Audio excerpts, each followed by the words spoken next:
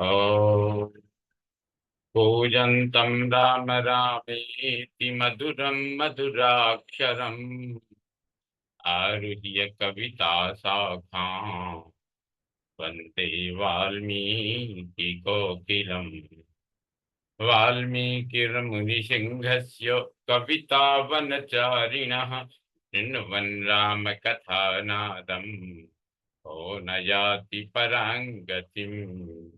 यः पिबन् सततं रामचरितामृतसागरम् अतृप्तस्तं मुनिं वन्दे प्राचेतसमकल्मषम्।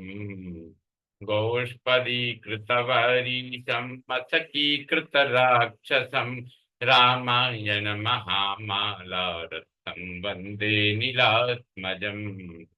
अंजनानंदनं वीरं जानकी शोकनाशनं कपीशमक्षहन्तारं वन्दे लङ्काभयङ्करम्।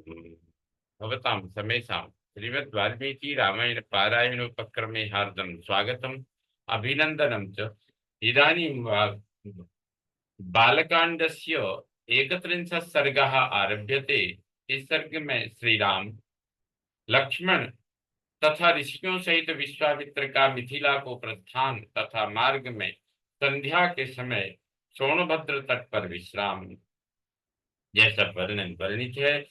अथ तां रजनीं तत्र कृतार्थौ राम लक्ष्मणौ उशतुर्मुदितौ वीरौ प्रहृष्टेनान्तरात्मना। तदनंतर विश्वामित्र के यज्ञ की रक्षा करके कृतकृत्य हुए श्री राम और लक्ष्मण ने उसी यज्ञशाला में ही वह रात बिताई। उस समय वे दोनों वीर बड़े प्रसन्न थे। उनका हृदय हर्षोल्लास से परिपूर्ण था।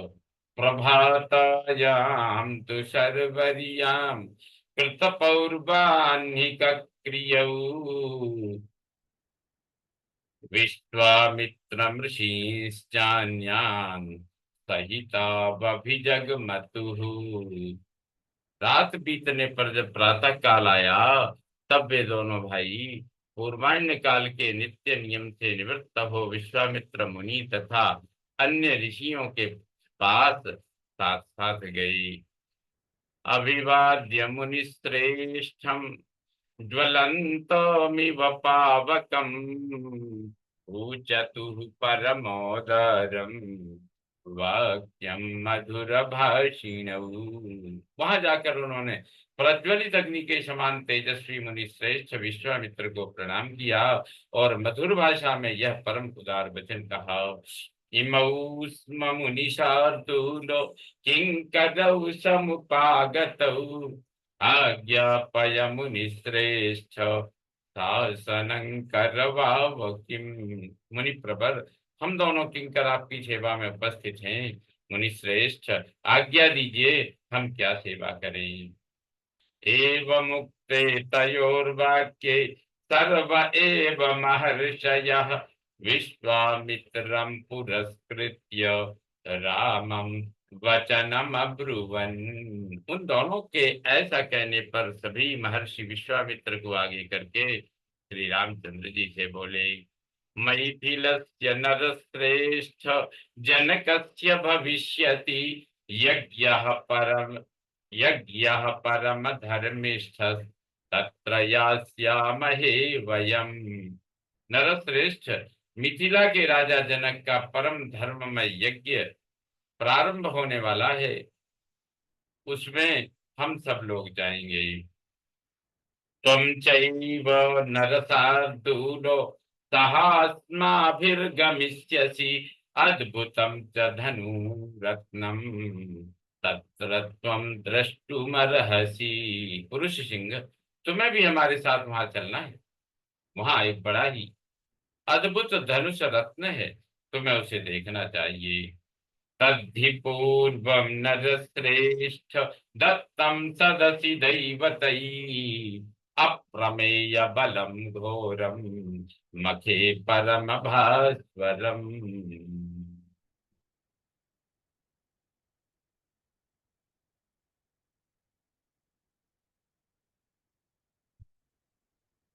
पुरुष प्रवर पहले कभी यज्ञ में पधारे हुए देवताओं ने जनक के किसी पूर्व पुरुष को वह धनुष दिया था। वह कितना प्रबल और भारी है, इसका कोई माप तौल नहीं है। वह बहुत ही प्रकाशमान एवं भयंकर है।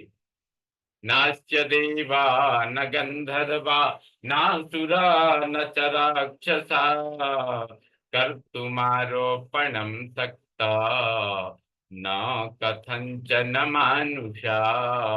मनुष्यों की तो बात ही क्या है, देवता गंधर्व असुर तथा राक्षस भी किसी तरह उसकी प्रत्यंचा नहीं चढ़ा पाते। धनुषस्तस्य वीर्यं हि जिज्ञासन्तो महीक्षितः न सेकुरारोपयितुं राजपुत्रा महाबलाः। उस धनुष की शक्ति का पता लगाने के लिए कितने ही महाबली राजा और राजकुमार आए, किंतु कोई भी उसे डरा न सका। तद्धनुर्नरसार्दूलो मैथिलस्य महात्मनः तत्र द्रक्ष्यसि काकुत्स्थो यज्ञं च परमाद्भुतम्। तो ककुत्स कुलनंदन पुरुष सिंह राम, वहां चलने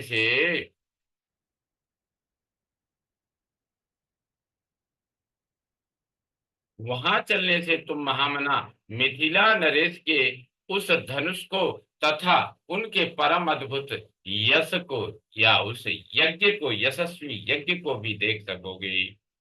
तद्धि यज्ञ फलम तेन मैथिलेनोत्तमं धनुः याचितं नरशार्दूलो सुनाभं सर्वदैवतैः। नरश्रेष्ठ मिथिला नरेश ने अपने यज्ञ के फल रूप में उस उत्तम धनुष को मांगा था, अतः संपूर्ण देवताओं तथा भगवान शंकर ने उन्हें वह धनुष प्रदान किया था। उस धनुष का मध्य भाग, जिसमें मुट्ठी से पकड़ा जाता है, बहुत ही सुंदर है। आयागभूतं नृपते तस्य वेश्मनि राघव अर्चितं विविधैर्गन्धैर्धूपैश्चागुरुगन्धिभिः। रघुनंदन, राजा जनक के महल में वह धनुष पूजनीय देवता की भांति प्रतिष्ठित है और नाना प्रकार के गंध, धूप तथा अगुरु आदि सुगंधित पदार्थों से उसकी पूजा होती है। एवमुक्त्वा मुनिवरः प्रस्थानमकरोत् तदा सर्षिसंघः सकाकुत्स्थ आमंत्र्य वन देवता।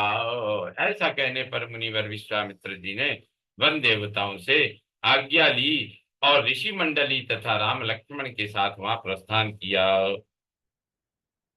स्वस्ति वो गमिष्यामि सिद्धः सिद्धाश्रमादहम् उत्तरे जाह्नवी तीरे हिमवंतम शिलोच्चयम्। चलते समय उन्होंने देवताओं से, वन देवताओं से कहा, मैं अपना यज्ञ कार्य सिद्ध करके इस सिद्धाश्रम से जा रहा हूँ। गंगा के उत्तर तट पर होता हुआ हिमालय पर्वत की उपत्यका में जाऊंगा। आप लोगों का कल्याण हो। इत्युक्त्वा मुनिशार्दूल इत्युक्त्वा मुनिशार्दूलः कौशिकः स तपोधनः उत्तरां दिशमुद्दिश्य प्रस्थातुमुपचक्रमे। ऐसा कहकर तपस्या के धनी मुनि श्रेष्ठ कौशिक ने उत्तर दिशा की ओर प्रस्थान आरंभ किया। तं व्रजन्तं मुनिवरम् अन्वगादनुसारिणां सकटी शतमात्रं तु प्रयाणे ब्रह्मवादीनाम। उस समय प्रस्थान के समय यात्रा करते हुए मुनिवर विश्वामित्र के पीछे उनके साथ जाने वाले ब्रह्मवादी महर्षियों की 100 गाड़ियां चली। मृग पक्षी गणाश्चैव सिद्धाश्रमनिवासिनः अनुजग्मुर अनुजग्मुर्महात्मानं विश्वामित्रं तपोधनम। सिद्धाश्रम में निवास करने वाले मृग और पक्षी भी तपोधन विश्वामित्र के पीछे पीछे जाने लगे। निवर्तयाम ततः तर्षिशंघः सपक्षिणः ते गत्वा दूरमध्वानं लम्बमाने दिवाकरे वासं चक्रुर्मुनिगणा शोणाकूले समाहिता ते संगते दिनकरे स्नात्वा हुतासना। कुछ दूर जाने पर ऋषि मंडली सहित विश्वामित्र ने उन पशु पक्षियों को लौटा दिया। फिर दूर तक का मार्ग तय कर लेने के बाद जब सूर्य अस्ताचल को जाने लगे, तब उन ऋषियों ने पूर्ण सावधान रहकर सोनभद्र के तट पर पड़ाव डाला। जब सूर्य देव अस्त हो गए, तब स्नान करके उन सब ने अग्निहोत्र का कार्य पूर्ण किया।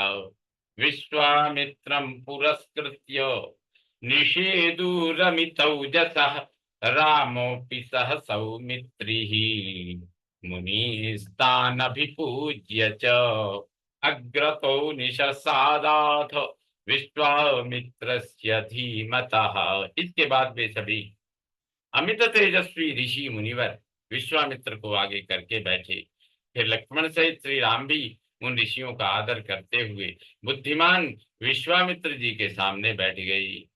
अथ रामो महातेजा विश्वामित्रं तपोधनं पप्रच्छ मुनिशार्दूलं कौतूहल समन्वितम।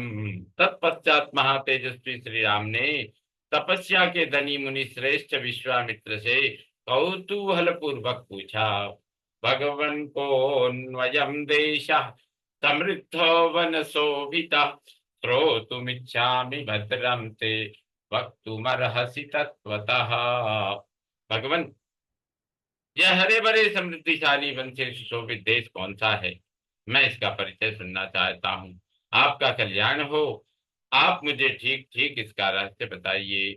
नोदितो राम वाक्येन कथयामास सुव्रतः तस्य देशस्य निखिलम ऋषि मध्ये महातपाः। श्री रामचंद्र जी के इस प्रश्न से प्रेरित होकर उत्तम व्रत का पालन करने वाले महातपस्वी विश्वामित्र ने ऋषि मंडली के बीच उस देश का पूर्ण रूप से परिचय देना प्रारंभ किया। नित्यार्थ श्रीमद् रामायणे वाल्मीकि आदि काव्ये बालकांडे एकत्रिंशत् सर्गः संपूर्णतां याति। ओम पूर्णमदः पूर्णमिदं पूर्णात् पूर्णमुदच्यते पूर्णस्य पूर्णमादाय पूर्णमेवावशिष्यते। ओम शांति शांति शांतिः।